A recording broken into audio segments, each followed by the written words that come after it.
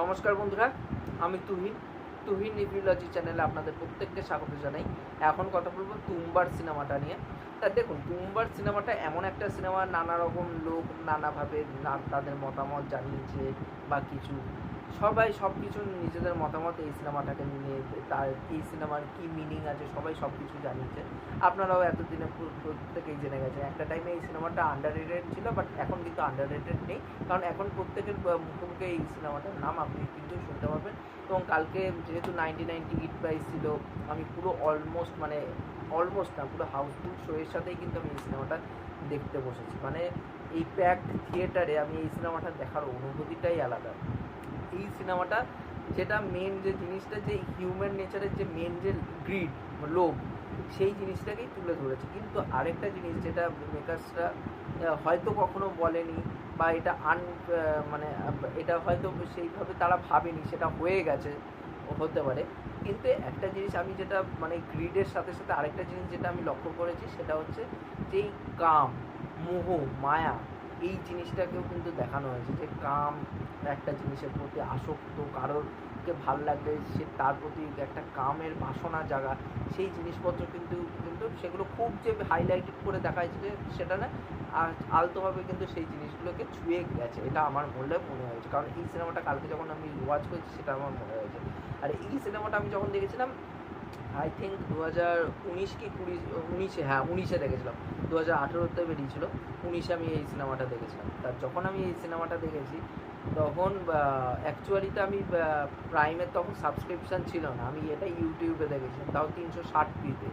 তাই একটুখানি বুঝতে পারছি না, এমনিতেই সিনেমাটা অন্ধকার, ন্যাচারাল লাইটে শ্যুট করা হয়েছে, তার মধ্যে 360p-তে দেখেছি। তাহলে ভাবুন কীরকম কষ্ট করে দেখতে হয়েছে এই সিনেমাটা। খুবই হেজি একটা ব্যাপার ছিল, বাট তবুও আমি এই সিনেমাটা, কারণ এই সিনেমাটা দেখতে বসার কারণ হচ্ছে যে এই সিনেমাটার চারিদিকে নানা রকম মানুষ নানা রকম কথা বলছে এই সিনেমাটাকে ঘিরে। তা আমি অ্যাকচুয়ালি সত্যি কথা বলতে গেলে আমি হরর জনরার কাজ একদমই পছন্দ করি না, এখনও আমি পছন্দ করি না। বাট এর মধ্যে কিছু কিছু কাজ, এমন কিছু কাজ আমি দেখেছি, সেগুলো সত্যি ভোলার মতন না। হেরিডিটারি কাজটা আমার হলিউডের একটা সিনেমা, চাইলে দেখতে পারেন, হেরিডিটারি সিনেমাটার নাম। ওই সিনেমাটা আমি যখন দেখেছিলাম, ওই সিনেমাটা আমার ভালো লেগেছে। ক্লাইম্যাক্সটা আমার অতটাও ভালো লাগেনি, বাট সিনেমাটা কিন্তু দেখা যায়, ভালো লাগবে সিনেমাটা। তারপর ব্রহ্মা ইউগামের মতন সিনেমা দেখেছি, একটা খুব সুন্দর হরর সিনেমা। তারপর ওইদিকে কান্তারার মতন সিনেমা দেখেছি, যেটা ওখানকার ফোকলোরের, ব্রহ্মা ইউগাম বলুন, কান্তারা বলুন, সেটা নিজেদের ফোকলোরের কথা বলছে।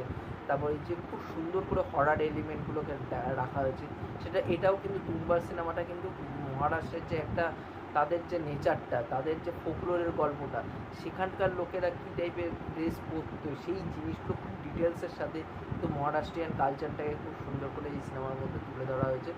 দেখতে সত্যি খুব দুর্দান্ত লাগে। এবং মহারাষ্ট্রের যে ফোকলোরের গল্পটা, সেটা কিন্তু খুব সুন্দর করে পিকচারাইজ করা হয়েছে এই সিনেমার মধ্যে।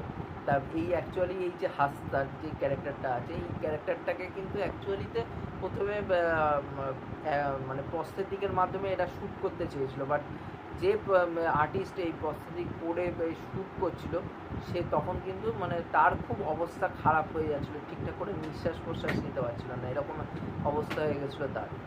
যার পরে শ্বাস প্রশ্বাস ঠিকঠাক করে নিতে পারছে না বলে, তারপরে এই প্রস্থেটিক ফেটে যাচ্ছে, ভালো করে হচ্ছে না, পরবর্তীকালে তারা প্ল্যান ড্রপ করে দেয় এই হাসতারের যে পুরোপুরি প্রস্থেটিকের মাধ্যমে তারা তৈরি করবে বলে। তা পরবর্তীকালে ভিএফএক্সের তারা ভিএফএক্সের রাস্তাটা বাঁচে।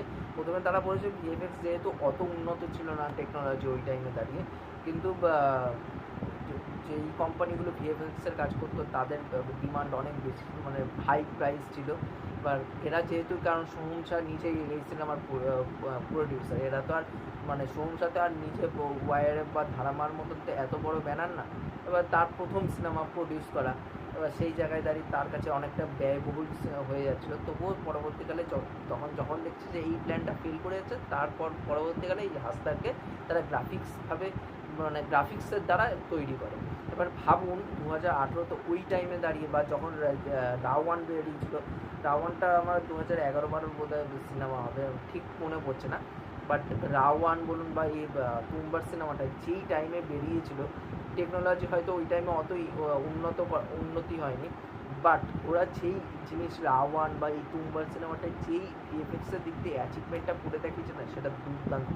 এবং এই যে দেবীর যে গর্ভটা দেখানো হয়েছে, ওই জায়গার যে সেট ডিজাইনটা দুর্দান্ত, পুরো জায়গা লাল দিয়ে তৈরি, খুব দুর্দান্ত লাগে। এবং এখানটা কিন্তু হাসতার যখন আসে, সত্যি কথা কিন্তু বলতে গেলে ভয় লাগে। এবং এখানটায় যে দাদির ক্যারেক্টারটা আছে, যে ক্যারেক্টারটা মানে সোহম শাহের ছেলে মানে যে ছেলেকে যারা দেখেছেন সিনেমার মধ্যে, সোহম শাহের ছেলে অভিনয় করেছে অ্যাকচুয়ালি হাসতারের ওই দাদিমার ক্যারেক্টারটা। এবার কারণ দাদির ক্যারেক্টারটির জন্য পাওয়া যাচ্ছিল না কাউকে, কারণ ওইভাবে হেভি প্রস্তুতি করে কেউ কাজ করতে চাইছিল না। তারা প্রথমে ভেবেছিল দাদিরা 500-600 কিলোর ওজনের বানানো হবে, কিন্তু তারা সেই প্ল্যানটাকেও ড্রপ করে দেয়, কারণ অত হেভি মানে প্রস্তুতি হয়ে যাচ্ছে, মানুষের সমস্যা হবে। পরবর্তীতে এই যে বাচ্চা ছেলেটি ছিল, সোহম শাহের ছেলে যে অভিনয়টা করেছে, তাকেই ওই দাদির ক্যারেক্টারটা এবং তাকে পাতলা করে দিয়ে দাদির ক্যারেক্টারটা প্লে করানো হয়েছে। ওই ছোট্ট বাচ্চাটা কিন্তু খুব দুর্দান্ত, যাকে আপনারা ছিচড়ে সিনেমাটা দেখেছেন, সুশান্ত সিং রাজপুতের ছেলের পার্টটা করেছিল, ওই ও কিন্তু দুর্দান্ত অভিনয় করেছিল তুমবারে। আমার সোহম শাহের পাশাপাশি কিন্তু এরকম অভিনয় করতে লাগে। এবং সোহম শাহকে তো মানে নো ডাউট আমার ওই সিনেমাটাকে যখন আমি প্রথম দেখেছিলাম মোবাইলে, তখন আমার দুর্দান্ত লেগেছিলো। মানে ক্যারেক্টারটা কিন্তু ফ্লড বলতে, মানে এখানে কোনো ক্যারেক্টার কিন্তু পজিটিভ নোটে কিন্তু দেখানো হয়নি। প্রত্যেকটা ক্যারেক্টার নিজের কোনো না কোনো লোভ স্বার্থ সিদ্ধি নিয়ে কিন্তু প্রত্যেকটা মানুষের সাথে মিশেছে। এই জন্য এই প্রত্যেকটা ক্যারেক্টারকে এখানে গ্রেভাবে দেখানো হয়েছে, সেটা কিন্তু দুর্দান্ত লাগে। এখানটায় রেড চিলিস কালারের কাজ করেছে এই সিনেমার দিকে, সেটা কিন্তু খুব সুন্দর লাগে। এই সিনেমার থিয়েটার এক্সপিরিয়েন্স না, মানে কালকে আমি হলে দেখেছি, এত মানে পুরো হাউসফুল সিনেমা, মানে হলের সাথে মানে হাউসফুল ছিল পুরো হলটা, মানে দেখার মজাটাই আলাদা। ওই যখন ওই বাচ্চা ছেলেটা ওই একজনকে ওই কয়েন মানে সোনার কয়েনটা দিয়ে বলবে যে তুইও থাকবে আমার কাছে, ওই জায়গাটা সবাই হেসে লোটপোট খাচ্ছিল, দুর্দান্ত ওই জায়গাটা ছিল। এবং এখানটায় যে মানে জিনিসগুলোকে দেখানো হয়েছে, সমাজের যে একটা দিক, মানুষের হিউম্যান নেচারের একটা দিক তুলে ধরা হয়েছে, সেটা কিন্তু খুব দুর্দান্ত। এবং যে বাসটাকে দেখানো হয়েছে, সেটা কিন্তু খুব দুর্দান্ত, কারণ ওই টাইমে যেই টাইপের বাস চলাফেরা করতো, তারা ওই বাস অত কষ্ট করে খুঁজেছে, কারণ 15টা বছর এই সিনেমা পিছনে লাগিয়েছে পুরো মেকার্সরা, তাহলে সেই জায়গায় বাস ওরকম করে খুঁজে বার করতে হয়েছে, সেই বাসকে সিনেমাতে ইউজ করতে হয়েছে। তারপর হচ্ছে এই যে মানে তারা পার্টিকুলার একটা টাইমে শ্যুট করবে, বৃষ্টির টাইমে ছাড়া তারা শ্যুট করবে না, এবং সেই টাইমে বৃষ্টির টাইমে শ্যুট করতে গিয়ে তাদেরকে নানা রকম প্রবলেম ফেস করতে হয়েছে। এবং এই সিনেমাতে কিন্তু বৃষ্টিটাকে কিন্তু ভাববেন না জাস্ট একটা দেখালাম যে বৃষ্টি হচ্ছে, কারণ যেহেতু হরার সিনেমাতে বৃষ্টি বা একটু ঠান্ডার কোনো জায়গা দেখালে সেটা আলাদা একটা ফ্লেভার অ্যাড করে সিনেমার মধ্যে, সেটা না, কিন্তু মানে বৃষ্টিটাকেও কিন্তু খুব সুন্দর করে কিন্তু ইউজ করা হয়েছে। একটা ক্যারেক্টার, বৃষ্টিও কিন্তু এই সিনেমার পার্ট, সেও কিন্তু একটা ক্যারেক্টার, সেও কিন্তু অভিনয় করছে সিনেমার মধ্যে, সেই সব জিনিসপত্র কিন্তু খুব সুন্দর করে। এবং বললাম রেড চিলিসের কালারের কাজ খুব দুর্দান্ত হয়েছে।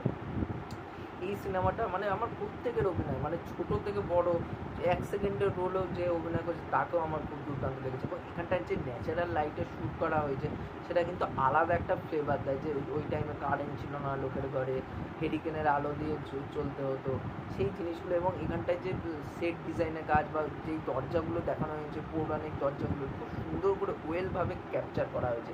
মানে প্রত্যেকটা ফ্রেম এত সুন্দর না, মানে প্রেমে পড়ে যাবেন। আমি তো প্রত্যেকটা প্রেমে পড়ে গেছি এই সিনেমাটা দেখতে দেখতে, না আবারও এই সিনেমাটাকে কোথাও না কোথাও রিওয়াচ করার সময় আবারও সিনেমাটা দেখতে দেখতে ওই সিনেমাটাকে আরও ভালোবেসে ফেলেছি। তা আমার ওভারঅলে দুর্দান্ত সিনেমা লাগে। আমি এটা অ্যাকচুয়ালি রিভিউ করলাম না, এটা অ্যাকচুয়ালি আমি আমার মতামতটা যে জানালাম, আমার এই কীরকম এক্সপিরিয়েন্স আছে এই সিনেমাটাকে ঘিরে, সেটাই আজকে মূলত আপনাদের সাথে শেয়ার করলাম।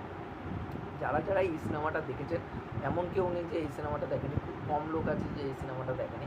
যারা যারা দেখেছেন তারা অবশ্যই নিচে কমেন্ট করে জানাতে পারেন যে আপনাদের এই সিনেমাটাকে কেমন লেগেছে, এবং আপনারা কি এই সিনেমাটা রিলিজ করার পর রিওয়াচ করতে গেছেন কি না হলে, সেটাও কমেন্ট করে জানাতে পারেন। বা যাদের সিনেমাটা দেখানো হয়নি তাদেরকে তো বলবো যে অবশ্যই এই সিনেমাটা কিন্তু দেখুন, যে একটা আর্টিস্টিক পার্সপেক্টিভ দিয়ে কিন্তু খুব সুন্দর করে এই সিনেমাটাকে নির্মাণ করা হয়েছে, সেটা কিন্তু খুব দুর্দান্ত। এবং হরার এলিমেন্টগুলো খুব দুর্দান্তভাবে সিনেমার মধ্যে কাজ করে, সেই জিনিসগুলো কিন্তু খুবই ভালো লেগেছে। আর আমি প্রত্যেকটা বলবো ইউথরা সিনেমাটা অ্যাভয়েড করার জন্য, ইউথরা না দেখে আমি বলবো যে এই সিনেমাটা রিলিজ করেছে, একবার হলে গিয়ে চেক আউট করতে পারেন।